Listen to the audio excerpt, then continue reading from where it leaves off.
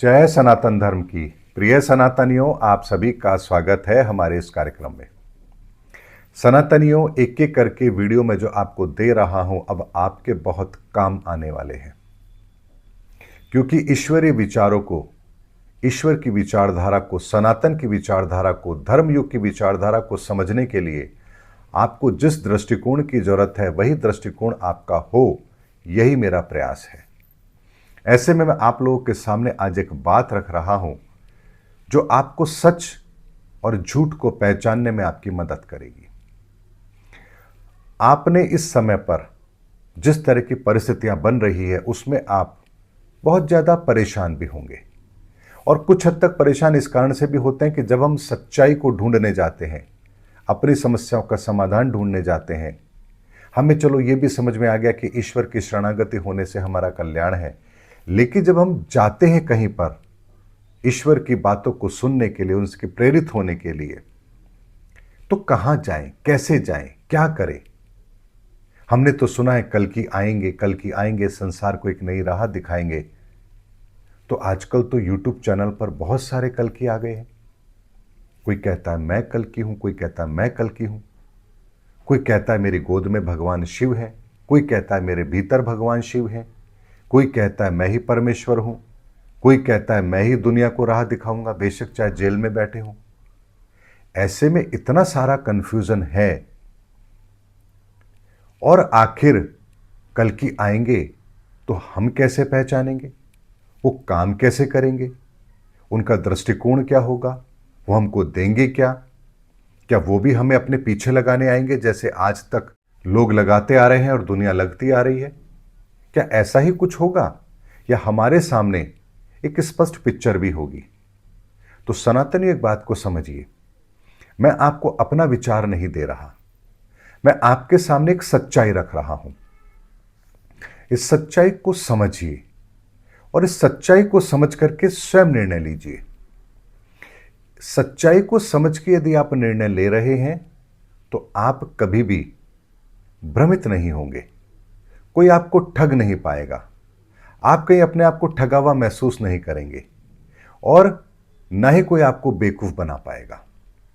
बात की गंभीरता को समझिए कि हमारे हिंदू शास्त्र की हम बात करते हैं, अदर धर्म की बात हम कहीं और करेंगे, कभी कोई मौका मिलेगा तब करेंगे, लेकिन हमारे हिंदू शास्त्रों के अंदर, हमारे हिंदू धर्म के अंदर, क्या भगवान राम और भगवान कृष्ण इनसे बड़े कोई हैं? हम आदर्श की बात करते हैं। मैं यहां पर ईश्वरीय शक्ति की बात नहीं कर रहा, ब्रह्मा विष्णु महेश की बात नहीं कर रहा, मैं भगवान की बात कर रहा हूं, क्योंकि भगवान वो होते हैं जो इस धरा पर अवतरित होकर के हमारे बीच में आकर के कार्य करते हैं, और ईश्वरीय शक्ति वो होती है जो हमारे बीच उपस्थित नहीं होती है, लेकिन अप्रत्यक्ष तौर पर हमारे जीवन के अंदर उन ईश्वरीय ऊर्जाओं का बहुत बड़ा रोल होता है। तो ऐसे में ब्रह्मा विष्णु महेश ये ईश्वरीय ऊर्जाएं हैं, इनका हमारे जीवन में बहुत बड़ा रोल है, लेकिन भगवान कृष्ण, भगवान राम, इनका हमारे जीवन में प्रत्यक्ष रोल है, क्योंकि इन्होंने इस धरा पर आकर हमारी तरह ही मनुष्य का रूप धर करके उन लीलाओं को किया है जो लीला असाधारण थी। अब एक बात को समझिए, क्या भगवान राम इस धरा पर आए थे, युग परिवर्तन का समय था वो भी, तो क्या वो स्वयं को पुजवाने आए थे कि भाई देखो अब मैं आ गया हूं, मैं राम हूं, मैं इस त्रेता युग का अवतार हूं, देखो तुम मेरी पूजा करो, अगर तुम लोग मेरी शरण में नहीं आओगे मैं तुम्हारा कल्याण नहीं करूंगा, भैया पूरी दुनिया को मेरी शरण में आना पड़ेगा क्योंकि मेरे पास ही मुक्ति का मार्ग है। क्या भगवान राम ने कभी ऐसा कहा? क्या कहीं किसी शास्त्र ग्रंथ में आपने ऐसा सुना? आपने नहीं सुना। भगवान राम बिल्कुल साधारणतया अपने काम को करते गए, जिस कार्य को उन्होंने करना था, और उनका एकमात्र उद्देश्य क्या था? उनका एकमात्र उद्देश्य था इस धरती पर धर्म की स्थापना, यानी अधर्म का नाश करके धर्म की स्थापना, यही एकमात्र उद्देश्य भगवान राम का था। और इसीलिए उन्होंने उस समय पर इस धरती पर जो सबसे बड़ा अधर्मी था उसी का नाश करके धर्म की स्थापना की। तो क्या भगवान राम स्वयं को पुजवाने आए थे या धर्म की स्थापना करने आए थे? धर्म की स्थापना करने आए थे तो उनका लक्ष्य एकमात्र धर्म के रास्ते पर चलना था, ना कि अपने पीछे भीड़ लगाना। तो जब भगवान राम के आदर्श ये थे, तो आज के लोगों के आदर्श क्या भगवान राम के आदर्श से मिलते हैं? अगर मिलते हैं तो इसका मतलब है वो भी भगवान राम के बताए हुए रास्ते पर चल रहे हैं। अब दूसरा हम पक्ष लेते हैं भगवान श्री कृष्ण के साथ। भगवान श्री कृष्ण जब इस धरा पर आए तो क्या उन्होंने कहा मैं कृष्ण हूं, मेरी पूजा करो, मंदिर बनवा लेना, मैं जो कह रहा हूं उसे मान लो? ऐसा कहा? नहीं। उन्होंने भी अपने जीवन के अंदर जो कार्य किया वो केवल और केवल धर्म की स्थापना के लिए किया, और धर्म की स्थापना के लिए जो आवश्यक था उन्होंने वही किया। गीता का उपदेश वो पूरी कौरव की सेना या पांडवों की सेना को भी तो दे सकते थे, लेकिन उन्होंने उस वक्त जो एक व्यक्ति था जो उस पूरी भूमिका के अंदर मुख्य भूमिका निभा रहा था, मुख्य सूत्रधार था, अर्जुन, केवल उन्होंने उसके सामने अपना रहस्य प्रकट किया। भगवान राम ने सबरी के सामने नवदा भक्ति का उपदेश देकर अपना रूप स्वरूप प्रकट किया कि वो कौन है। आज हम भगवान राम के उसी भक्ति के उपदेश को मानते हैं, भगवान श्री कृष्ण के उसी गीता के उपदेश को मानते हैं, लेकिन भगवान का उद्देश्य गीता का उपदेश देना, अर्जुन को कर्म करने के लिए प्रेरित करना था, ना कि यह था कि भविष्य के अंदर कलयुग के अंदर हर लोग गीता पढ़े। क्योंकि उनका प्रयोजन केवल और केवल धर्म की स्थापना था, और धर्म की स्थापना के लिए जो मुख्य पात्र था उन्होंने केवल उसे ही सही मार्गदर्शन दिया, और उसका अनुसरण सदियों तक हम आज भी करते आ रहे हैं। यानी गीता हमारे लिए पवित्र ग्रंथ है, उस उपदेश को आज हम अपने जीवन में धारण करने की कोशिश करते हैं। तो जरा बताइए, भगवान कृष्ण ने अपने जीवन में कब ये कहा कि वो भगवान है और तुम उनकी शरणागति हो जाओ? ऐसा कभी भी नहीं कहा। तो जब युग परिवर्तन का समय है, अब जब हम धर्मयुग की बात कर रहे हैं, कलयुग के अंत समय की बात कर रहे हैं, अब यहां पर कुछ लोग कहेंगे जी कलयुग तो अभी 4,32,000 साल का है। तो मैं कई वीडियो उस पर बना के दे चुका हूं, उनके लिए मुझे कुछ कहना भी नहीं है। वो वीडियो को यहां देखना बंद कर दे और आगे से मेरे चैनल पर ना आए। जिन्हें लगता है कि अभी भी कलयुग 4,32,000 साल का है, वो किसी और चैनल पर जाकर अपनी तुष्टि करें। यहां उनके लिए कोई चीज ऐसी है नहीं जो उनकी सोच को बदल दे, क्योंकि जिसे समझना नहीं है वो कभी नहीं समझेगा। लेकिन जब ये कलयुग समाप्त हो रहा है और धर्मयुग आरंभ हो रहा है, और इसी समय के लिए जब कहा गया कि कल्कि आएंगे, तो सोचिए अगर कल्कि आएंगे, धर्म की स्थापना करेंगे, तो क्या वो अपने पीछे भीड़ लगाने आएंगे? ऐसा नहीं होगा।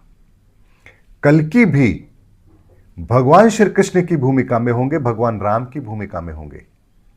वो भी इस धरती से किसी एक अर्जुन का चयन करेंगे, उस अर्जुन को अपना रूप स्वरूप प्रकट करेंगे और अर्जुन को प्रेरित करेंगे धर्म की स्थापना के अंदर अपनी भूमिका निभाए।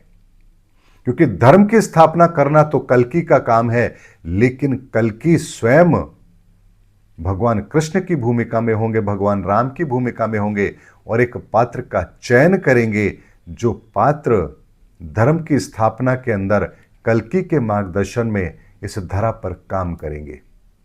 यह मैकेनिज्म इस समय पर काम करेगा। तो अब आप समझ लीजिए कि जो कथा कथित अपने आप को धर्म गुरु कह रहे हैं या कल्कि कह रहे हैं और कह रहे हैं कि हम धर्म की स्थापना करेंगे, तो वो तो अभी तक इस यूनिवर्स के कॉन्सेप्ट को भी नहीं समझ रहे कि आखिर इस धरती पर धर्मयुग की स्थापना के समय कल्कि काम कैसे करेंगे। इसीलिए सनातनियों, कल्कि के पीछे मत भागिए। कल्कि किसी को भी दृष्टिगोचर नहीं होंगे। वो जिस ऊर्जा के लेवल पर काम कर रहे हैं, वो अलग अलग समय पर अलग अलग स्थान पर पात्र का चयन करके उसको अपना परिचय देंगे और उससे वो कार्य करवाएंगे जो कार्य इस धरा के लिए, इस धर्म की स्थापना के लिए आवश्यक है। इसीलिए कल्कि कोई शरीर नहीं होगा, कल्कि एक विचारधारा होगी, और कल्कि की विचारधारा हर शरीर के अंदर मौजूद होगी। इसीलिए अपने भीतर उस विचारधारा को पैदा कीजिए जो सनातनी है, और वही सनातनी विचारधारा आपको कल्कि को पहचानने में मदद करेगी, कल्कि की सेना में आपको शामिल करेगी और धर्मयुग की स्थापना के अंदर आपका महत्वपूर्ण रोल निश्चित करेगी। इसलिए इस ईश्वर का सिद्धांत, भगवान की रूपरेखा, इस धरा पर धर्म की स्थापना की रूपरेखा, इसके मैकेनिज्म को समझिए। ये मैकेनिज्म इसी तरह से काम करता है जैसे भगवान राम ने उस समय पर रावण का वध किया और यह साबित किया कि अधर्मी चाहे कितना ही ताकतवर क्यों ना हो, धर्म के सामने नहीं टिका रह सकता। भगवान श्री कृष्ण ने अपने उस काल के अंदर यह साबित किया कि धर्म क्या है और धर्म के साथ हम कैसे कनेक्ट होते हैं, तो वहां गीता के उपदेश से उन्होंने तत्व ज्ञान दिया। इसी तरह से कल्कि भी इस धरा पर आकर के हमें शास्त्र सम्मत विज्ञान के द्वारा वो दृष्टिकोण देकर जाएंगे जो आज के वर्तमान के परिप्रेक्ष्य में हर कसौटी पर खरा होगा। इसीलिए कल्कि की कार्यप्रणाली किसी के समझ में नहीं आएगी, क्योंकि जो आपके समझ में आ जाए वो कार्य ईश्वरीय अवतार कैसे करेंगे, और जो ईश्वरीय अवतार कार्य करेंगे वो आपकी समझ में कैसे आ जाएगा। इसीलिए इस बात की गंभीरता को समझ लीजिए कि अब जो समय चल रहा है, इस समय के अंदर जिस तरह की कार्यप्रणाली ईश्वर के द्वारा निर्धारित कर दी गई है, कि इतनी विचित्र और इतनी अनोखी है कि जिसके परिणाम आप जब एनालिसिस करेंगे कुछ समय के बाद, तो आपको समझ आएगा कि युग परिवर्तन आखिर हुआ तो कैसे हुआ, और हमें तो पता भी नहीं लगा और धर्म स्थापित हो भी गया। इसीलिए सनातनियों, इस समय पर बहुत कुछ ऐसा घटित होगा जो हमारी सोच और हमारी कल्पना से बहुत परे होगा।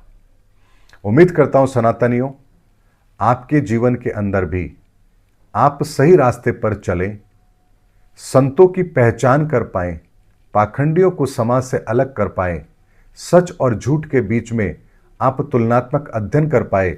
इसीलिए मैंने आपको शास्त्रों के माध्यम से ईश्वर का वो परिचय आप लोगों के सामने रखा है कि उनकी कार्यप्रणाली आखिर होती कैसे है। उम्मीद करता हूं सनातनियों, मेरा वीडियो आपको जरूर अच्छा लगा होगा। अगले वीडियो में आपसे फिर भेंट होगी, तब तक हमारे चैनल पर बने रहिए। जय हिंद, जय भारत, जय सनातन धर्म की।